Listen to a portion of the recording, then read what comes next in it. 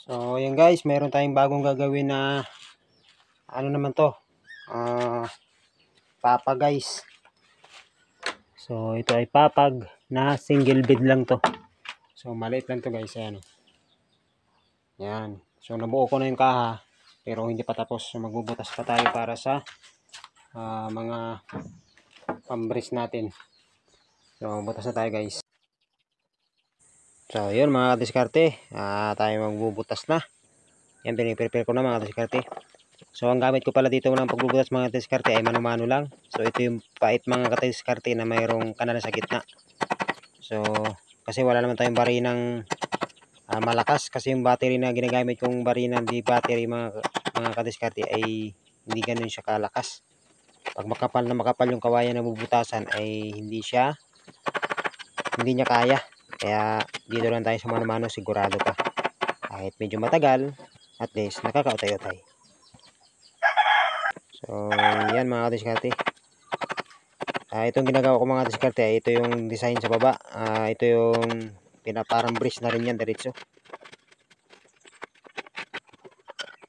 Ayan.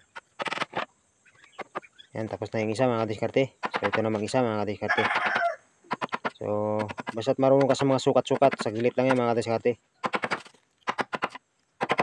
At saka mas mabilis yan pag siyempre yung may kasama ka sana. Kaya lang, siyempre solo tayo, kaya solo flight. Gawin natin mag-isa. Yan. So, alam nyo mga diskarte, dito lang ako natuto sa paggawa ng ganito.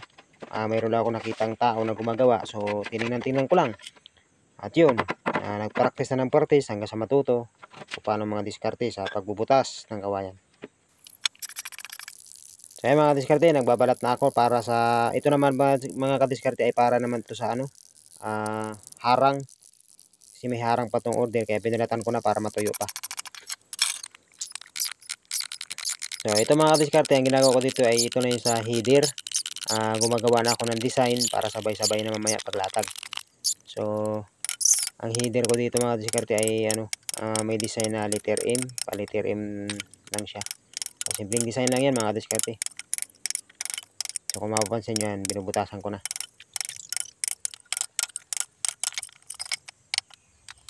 So, ganyan lang ang diskarte mga kadiskarte pag sa kawayan. Kailangan dahan-dahan lang para hindi mabasag. Kasi oras na mabasag ay sayang na mga diskarte. Sigurado mag-uulit ka na.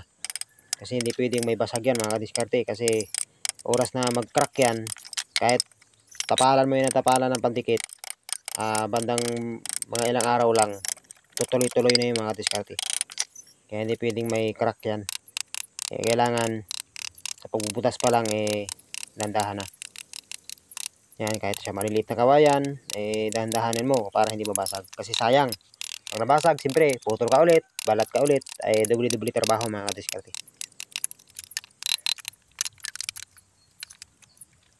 So, pinapas forward ko na dito mga diskarte para mabilis yung ating video. Kasi napakahaba. Yan. So, hindi lang kita sa video kasi wala tayong taga-video dyan mga diskarte. Talagang sariling sikap yan mga diskarte. Solo lang gumagawa, sarili pang taga-video. Hindi ko napansin na malayo na pala yung ginagawa ko. Hindi ko na iurong. Pero makikita nyo naman yan mamaya kung paano yung design dyan.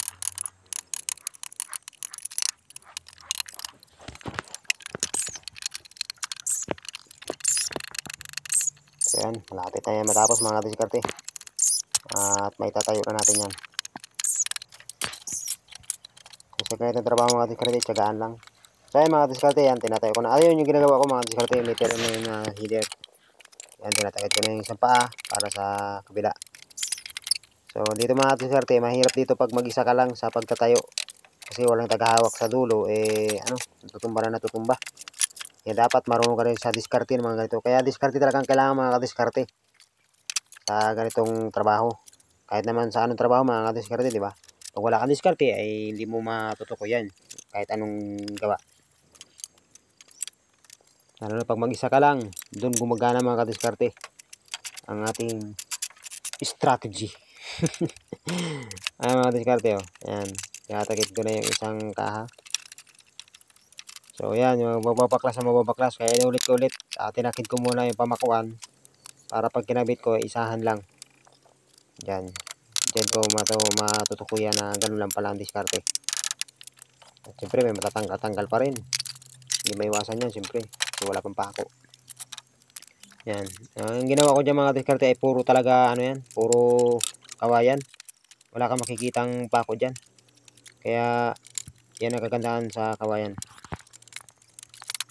Hindi pa tapos pero makinis na. Yun yung mga diskarte, yung harang sa gilid. Yun yung sinasabi ko sa inyo kanina.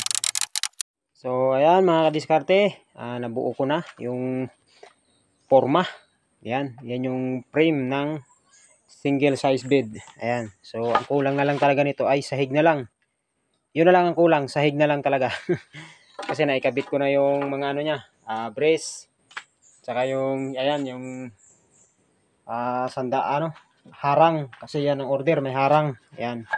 Naikabit na rin. Kaya okay na. Ang kulang na lang ay sahig na lang. So napakaganda rin niya. Maganda talaga ang kawayan pag nabuo rin. Makinis. Ayan guys, oh.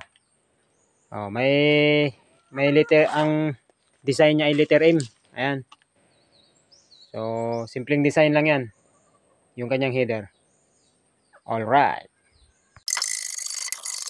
At dito naman mga kadiskarte ay yan, magbabalat na ako ng pansahig. So, dalawang putol pala yung babalatan ko dito mga kadiskarte. Kaya tinitingnan ko pa lang, sumasakit na yung ulo ko.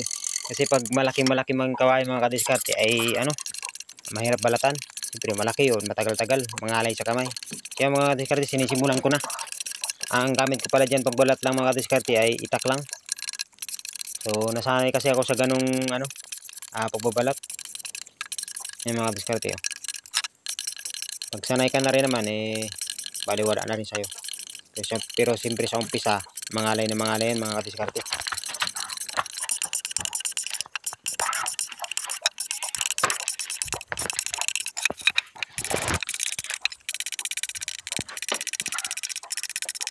Yan mga kadiskarte, patapos na. So, mamarkingan na natin yan mga kadiskarte.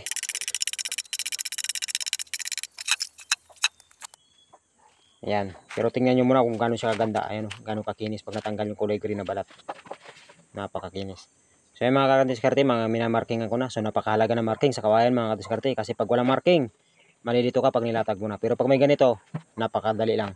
So makikita nyo mamaya kung paano yan magiging straight mga kadiskarte. Yung marking na yan. Ayan, binabaa ko na mga kadiskarte. Siyempre, para matapos na.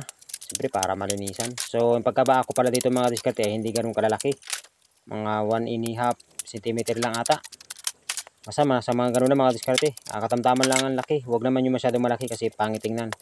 Sa mga papag kasi mga diskarte, mas maganda yung ang baak lang ng kawayan ay medyo maliliit lang. Kaya mga diskarte, para malinisan na. Para makita nyo yung sinasabi ko sa inyo kung paano magiging tuwid yung ating minarking kanina sa kawayan. So yun ang mahalaga sa kawayan mga diskarte. Dapat marunong ka talaga sa mga marking. Kasi pag oras na hindi mo natutunan yon ay paggaya niyan, binaak mo, magkakahiwa-hiwalay. So mahirapan ka na ngayon magdikit-dikit niyan. At kaya maganda may marking. So yan mga diskarte, yan ang sinasabi ko. Ayan. Kita nyo yung marking na yan, tuwid na tuwid. Yan yung marking ko kanina. Yan mga diskarte, tiratakid na yan para matapos na. Pako na. Banat ng banat kasi sahig na lang ang kulang para may deliver na. So, mabilis lang mga diskarte, di ba? Kung totoo sa mga diskarte, mga 3 araw ko lang gagawin to eh. Kaya lang, siyempre, tayo pa nagputol, tayo pa nagbabalat. So, inaabot tayo ng nasa 1 linggo mahigit. Kasi, hindi naman tuloy-tuloy yung trabaho natin. Sulupot-sulupot lang mga diskarte. So, kailangan pala ng barina dyan. Kasi pag walang barina mga kadiskarte, basag-basag yan. Siyempre, kailangan na pandikit. Kasi pag walang pandikit, puro kawayan yan. Pati pamakuan mo kawayan. Pag hindi mo dinikitan yung pako na ipinako mo, sigurado, ilang araw lang, lulutang na yan mga kadiskarte. Kailangan may pandikit kang glue. Wood glue. Para sigurado, kapit na kapit yung pako natin. Ayan mga diskarte, hinubaran ko na. Kasi napakabanas. Ayan mga diskarte, oh. malapit na matapos. So makikita nyo, yung ganyan lang yung kaliliit yung aking pansahig. Oh. Tama lang yung laki mga diskarte. Maganda kasi tingnan nyo sa mga ganyang higaan. Hindi masyado malalaki, hindi masyado malalaki yung pagkabaak. Ayan. So medyo matagal din niya mga kadiskarte pag papako niya kasi barina. Tapos maglalagay pa ng glue bago mo papakuan. Kaya medyo matrabaho talaga. Pero siyempre, sabi nga nila pag may tiyaga ay may nilaga. Ganyan lang. Siyempre, tiyaga-tiyaga lang. Sa buhay ng tao kailangan ng tiyaga. So ayan mga kadiskarte. So ito na yung natapos kong single bed, single size bed na made of bamboo. So ito na yung finished product niya mga kadiskarte. So walang varnish to, plain lang to kasi yun yung order sa atin. Ayan. So simple lang to pero the best mga kadiskarte. Ayan. Hindi yan gumagalaw kahit tuyugin mo yan. So napakaganda rin. Ayan. Wow. So ang design niya ay letter M. Letter M. Ayan. So ito yung kagandahan sa kawain mga kadiskarte pag natapos. Talagang makinis na agad. So kahit hindi mo na siya varnisan. Ayan o, napakaganda. So subukan natin higaan kung talagang aprobado. Ayan mga kadiskarte. So higaan niya natin kung talagang maganda. Ayan mga kadiskarte. Napakasarap. Yan o. Ay. Ang sarap mga kadiskarte.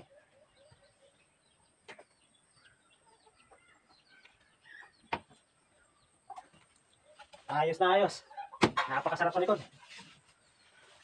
Ganda guys. So napakasarap niya sa likod mga kadiskarte. At saka hindi ka masasalugsog kasi yung pako niya mga kadiskarte na medyo nakabaon. Kaya ayan kahit anong kuskos mo ng kamay mo, hindi ka masusugatan. Yan. So napakaganda. Ganda mga kadiskarte. So ito yung harang niya sa gilid. May harang kasi sa gilid yung order sa atin. Yan. Ganda mga kadiskarte. Solid din. Gusto ko rin kasi mga gumawa ng mga ganito mga kadiskarte. Kasi para ako nito challenge. Ayos.